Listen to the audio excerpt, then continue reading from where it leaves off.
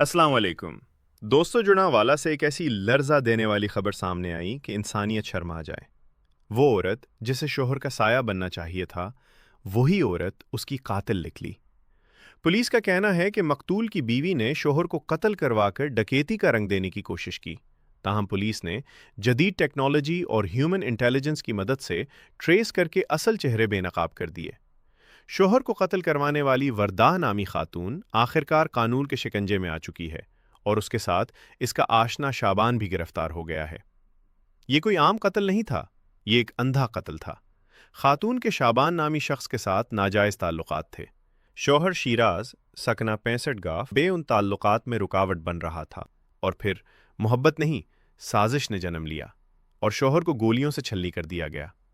ये औरत न सिर्फ अपने शौहर की कातिल निकली, बल्कि उसने अपने आशना के साथ मिलकर एक पूरा घर उजाड़ दिया, एक मासूम खानदान को तबाह कर दिया। सीपीओ फैसलाबाद साहबजादा बिलाल उमर और एसएचओ थाना सदर जड़ावाला मुजफ्फर अली को खराज तहसीन पेश करते हैं, जिनकी पेशावराना महारत और फौरी एक्शन से मुल्जमान कानून की गिरफ्त में आ गए।